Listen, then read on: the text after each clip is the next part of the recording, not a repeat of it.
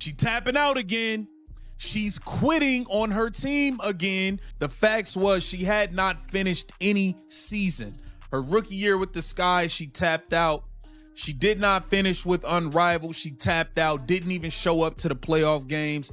Angel Reese is delusional if she doesn't think that her teammates, don't see what's going on and probably despise her. Because we heard, man, earlier this season, Angel Reese is freaking out after the Chicago Sky suspended her, and the meltdown couldn't be louder. Because that's it. I've done what I had to do. I don't need to stick around for all this losing. She's been saying her back hurts. Nobody knows anything about the injury. Nobody knows. The WNBA has a dark secret about its supposed superstar Angel Reese. That career-threatening injury she's been hiding behind? It's a complete and utter lie. Her team didn't just suspend her for abandoning them in their darkest hour. They secretly filed a lawsuit to expose her as a fraud. In a matter of weeks, she went from the celebrated Bayou Barbie to Meltdown Barbie, a player now considered so toxic that her own teammates have completely frozen her out. Angel Reese's carefully built empire is shattering before our very eyes, and the story of her betrayal is far more shocking and disturbing than anyone has dared to report. you can constantly post on Instagram what you're doing. You can constantly post on Instagram your fashion. Like, you could constantly do all of these things where you need your back, except use it on the basketball court. And then this season, post All-Star break, it seemed like that is all she cared about. She realized this team stinks. Tyler Marsh is a bum. Jeff P's a bum. They all stink. I'm not taking that away from her. The mystery that has the entire league whispering in disbelief revolves around Angel Reese's baffling disappearing act.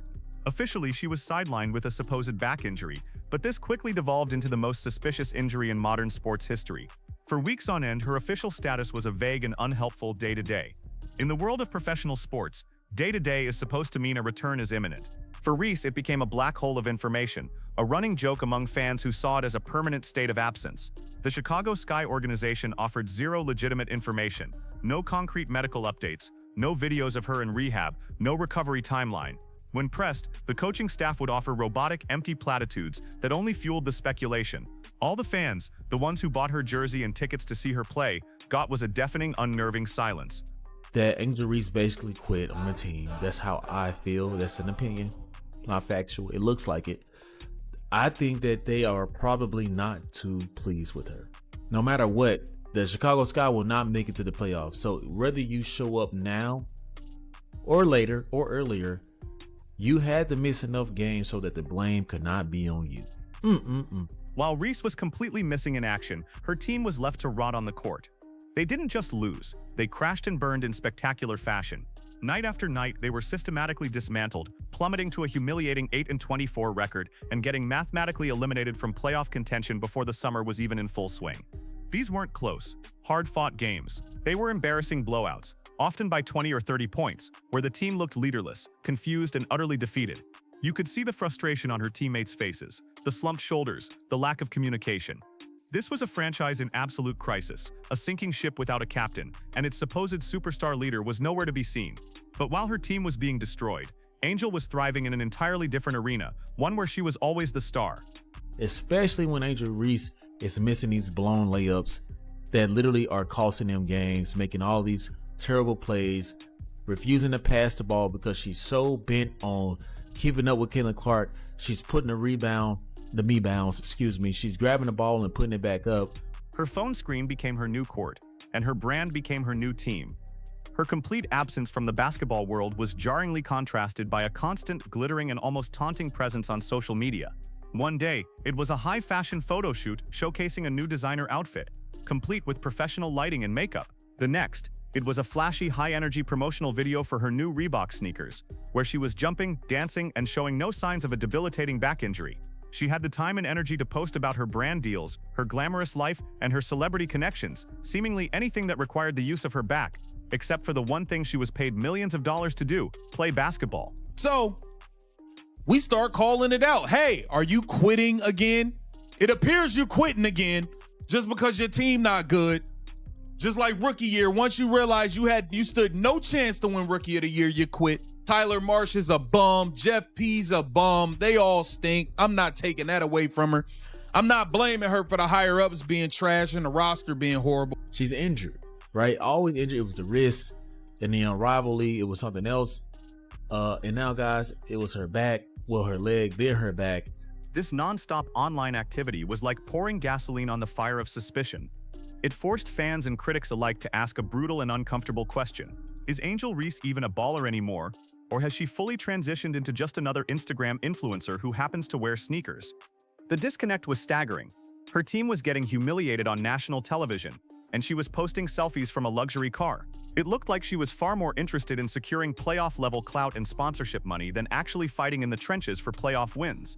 But for those who have been paying close attention, this shocking disappearing act wasn't a surprise. In fact, it was frighteningly predictable, a part of a deeply disturbing pattern of behavior that has followed her throughout her career. This entire injury excuse factory has been running on a cynical, predictable schedule for years. The first signs appeared back in her rookie season. The media had hyped up the Rookie of the Year race between her and her arch-rival Caitlin Clark. For a while, it seemed competitive. But as the season wore on, it became undeniably clear that Clark was pulling away, not just with her stats but with her impact on the game. Just as Clark was about to secure the award, a mysterious wrist injury suddenly flared up for Reese out of nowhere. It was an incredibly convenient ailment that effectively ended her season, sparing her from the indignity of having to watch Clark's coronation from the sidelines. She comes back and she says, I want to hoop. Meaning like, okay, I'm done with this, with all of this play around stuff. I think that I'm bored now. I actually miss being on the court. I want to hoop. I want to put on the shorts that, and Angel Reese, feeding into this villain narrative, painted a bigger target on her back that she did not necessarily need. Angel Reese could have went a completely different route. Then came the Unrivaled League, a brand new platform that was supposed to be her chance to dominate and prove her star power away from the WNBA spotlight. Her team was an underdog, but they defied the odds and battled their way to the championship game. This was it, her moment to shine, to lead her team to a title. But when the biggest game of the season arrived, Reese went completely ghost. She didn't just sit out with a last-minute injury, she didn't even bother to show up in street clothes to support her teammates. And in the most humiliating and revealing twist of all, they went on to win the championship without her. That victory was a devastating indictment. It proved she wasn't the indispensable leader she presented herself to be. Her team was better off without her. Now in her second WNBA season, it's the exact same script, just a different year and a different body part. This time it's a back injury, and it appeared with theatrical timing, right as the Sky were spiraling into dead last in the league standings. Once is an incident, twice is a coincidence, 3 times is a pattern of deliberate abandonment. The WNBA marketing machine tried desperately to sell fans a blockbuster, generation-defining rivalry, Angel Reese versus Caitlin Clark. They were positioned as the two magnetic, opposing forces of a new generation, destined to battle for championships and supremacy for the next decade. But you can't have a rivalry when one of the main characters consistently refuses to show up to the fight. Reese has been mysteriously absent for the biggest, most anticipated matchups against the Indiana Fever. These weren't just regular season games. They were crucial, nationally televised events that the entire world was watching, moments meant to showcase the future of the league. And Reese was a no-show. No leadership from the huddle, no support from the bench, nothing. But this is what Angel Reese wanted. She wanted to be the villain. They don't just watch the WNBA because of one player, that one player being the Caucasian chick, Caitlin Clark. They watch it because of me too. The contrast with her supposed rival couldn't be more stark. Caitlin Clark suffered a legitimate painful groin injury, the kind you could see happen on the court in real time, an injury that would sideline many players. Her response?